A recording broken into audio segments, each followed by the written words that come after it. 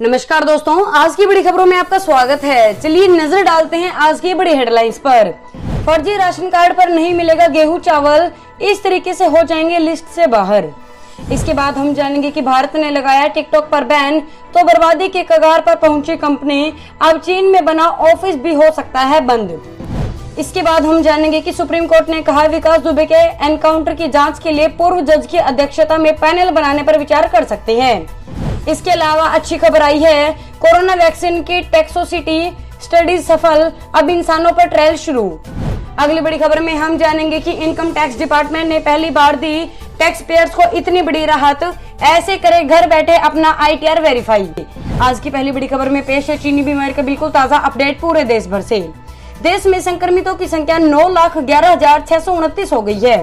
अब तक 5,73,991 लोग ठीक हो चुके हैं, जबकि 3,13,496 लोगों का इलाज चल रहा है।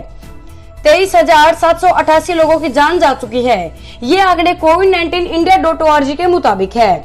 इस बीच Indian council for medical research ने अच्छी खबर दी है।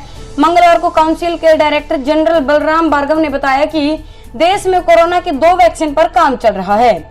इनका चूहों और खरगोश पर ट्रायल हो चुका है। वैज्ञानिकों ने इसकी रिपोर्ट डायरेक्टर जनरल हेल्थ को दे दी है। इसके पास होते ही इस महीने के आखिरी से इन वैक्सीन का ह्यूमन ट्रायल शुरू कर देंगे। चलिए बढ़ते हैं अगली खबर की तरफ। फर्जी राशन कार्ड पर नहीं मिलेगा गेहूं चावल, इस तरीके से हो जाएंगे लिस्ट से बाहर। प्रधानमंत्री गरीब कल्याण योजना पार्ट 2 के तहत सरकार जिनके पास राशन कार्ड नहीं है उनको भी 5 किलो मुफ्त गेहूं या चावल और 1 किलो चना नवंबर महीने तक दे रही है। सरकार ने देश की मौजूदा स्थितियों को आगामी महीनों में देश में होने वाले त्योहारों को देखते हुए इस योजना को नवंबर 2020 तक बढ़ा दिया है। इसके तहत देश के 80 करोड़ से अधिक NFSA को उनकी मासिक पात्रता के अलावा प्रति व्यक्ति 5 किलो गेहूं अथवा चावल तथा प्रत्येक परिवार को 1 किलो चना उपलब्ध कराया जाएगा। लेकिन इसी बीच कुछ फर्जी राशन कार्ड से संबंधित मामले भी सामने आए हैं, जिन पर कई महीनों से किसी ने अनाज नहीं लिया है। अगर राशन कार्ड नकली है तो इस पर अनाज नहीं मिलेगा। इस तरह से कट जाएगा लिस्ट से नाम। मिली जानकारी के मुताबिक मध्य प्रदेश के कटनी में नकली राशन कार्ड के आधार पर राशन नहीं मिलेगा। साथ ही अगर किसी के राशन कार्ड पर पिछले 3 माह से राशन नहीं लिया गया है। चलिए जानते हैं अगली बड़ी खबर। भारत ने लगाया टिकटॉक पर बैन तो बर्बादी के कगार पर पहुंची कंपनी, अब चीन में बना ऑफिस भी हो सकता है बंद। भारत में बैन टिकटॉक ऐप अब चीन से नाता तोड़ना चाहता है।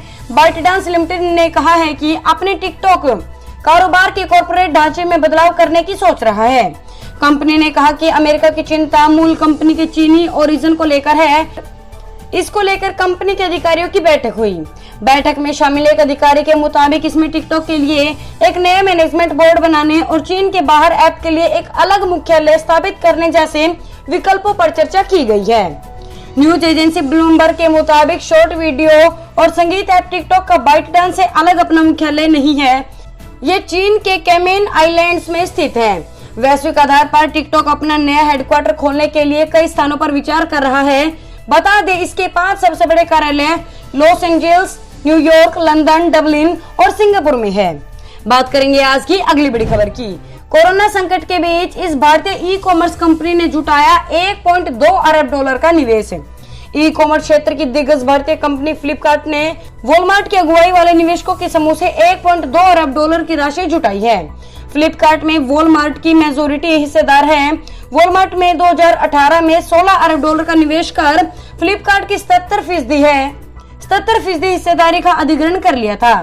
फ्लिपकार्ट ने कहा कि नए निवेश के इस चरण में समूह के मौजूदा शेयरधारकों ने भी हिस्सा लिया। फ्लिपकार्ट को 2 चरणों में मिलेगा पूरा निवेश। फ्लिपकार्ट का मूल्यांकन इस निवेश के बाद $24.9 अरब हो गया है। कंपनी की ओर से बताया गया है कि उसे यह वित्त पोषण वित्त वर्ष 2020-21 की बची हुई अवधि के दौरान 2 चरणों में मिलेगा। फ्लिपकार्ट के मुख्य कार्यकारी अधिकारी कल्याण कृष्ण मूर्ति ने कहा है कि कंपनी में वॉलमार्ट के शुरुआती निवेश के बाद से हमने प्रौद्योगिकी भागीदारी और नई सेवाओं के जरिए अपनी पेशकश का काफी विस्तार किया है। चलिए जानते हैं अगली बड़ी खबर। इस भारतीय फार्मा कंपनी को मिली कोविड की दवा फेविपिरावीर बनाने की अनुमति।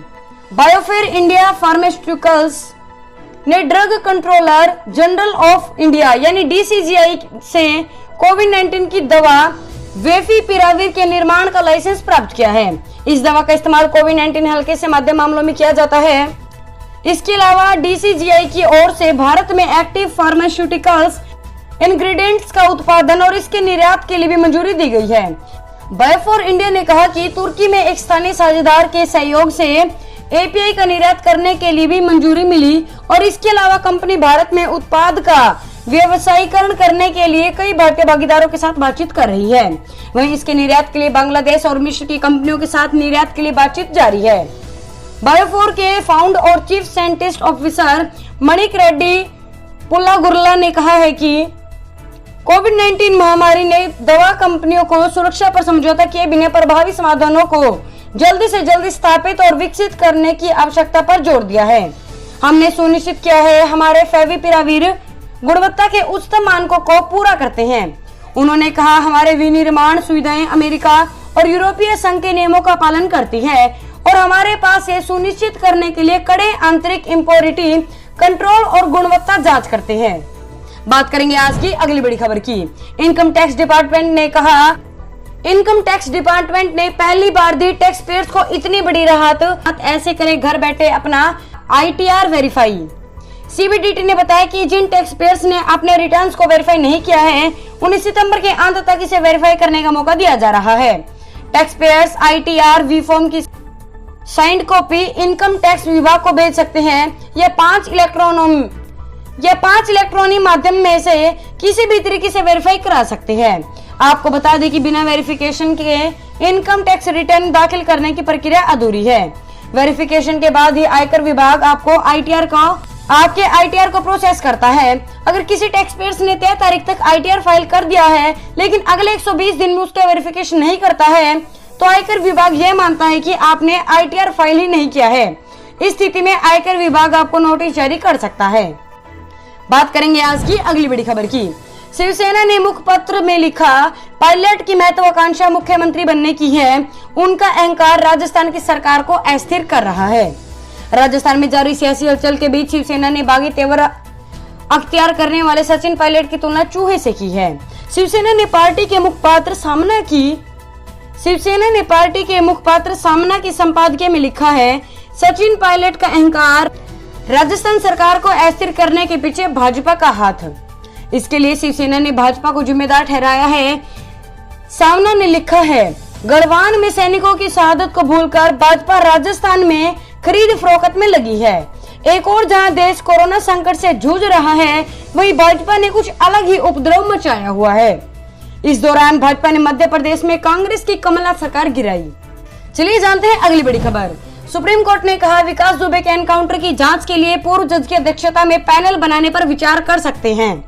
उत्तर प्रदेश के कानपुर शूटआउट मामले में सुप्रीम कोर्ट एक पैनल गठित कर सकती है। सुप्रीम कोर्ट ने मंगलवार को गैंगस्टर विकास दुबे और उसके साथियों के एनकाउंटर की कोर्ट की निगरानी में जांच की मांग वाली याचिका सुनी। अदालत ने कहा कि विकास दुबे उनके साथियों के एनकाउंटर और 8 पुलिस वालों की हत्या के मामले की जांच के लिए पूर्व जज की अध्यक्षता में एक पैनल के गठन पर विचार कर सकती है। सुनवाई के दौरान यूपी सरकार ने अदालत से कहा कि हम एनकाउंटर के सिलसिले में एक स्टेटस रिपोर्ट दाखिल करेंगे। इस मामले पर कोर्ट अब 20 जुलाई को सुनवाई करेगी। 2 जुलाई को बिकरू गांव में पुलिस टीम पर विकास दुबे और उसकी गैंग ने हमला कर दिया था। इसमें सीओ समेत 8 पुलिस वाले मारे गए थे। चलिए जानते हैं अगली बड़ी खबर। मोदी 3 या 5 अगस्त को अयोध्या जा सकते हैं। कोरोना के चलते भीड़ भाड़ नहीं होगी। चुनिंदा केंद्रीय मंत्री रहेंगे मौजूद। श्री राम जन्मभूमि मंदिर निर्माण की औपचारिक शुरुआत के लिए प्रधानमंत्री नरेंद्र मोदी 3 या 5 अगस्त को अयोध्या का दौरा कर सकते हैं। वह मंदिर निर्माण प्रतीकात्मक शुरुआत करेंगे। सूत्रों के मुताबिक कोरोना संकट के चलते कार्यक्रम में भीड़ नहीं रहेगी।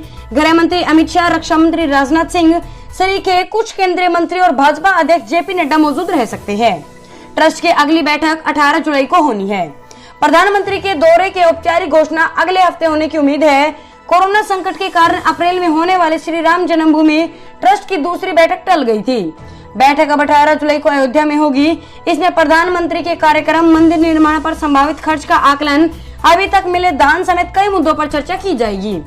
अगली बड़ी खबर, लाल किले पर स्वतंत्रता दिवस समारोह इस बार अलग होगा। स्कूली बच्चों के बजाय 1500 कोरोना विनर्स इसका हिस्सा बनेंगे।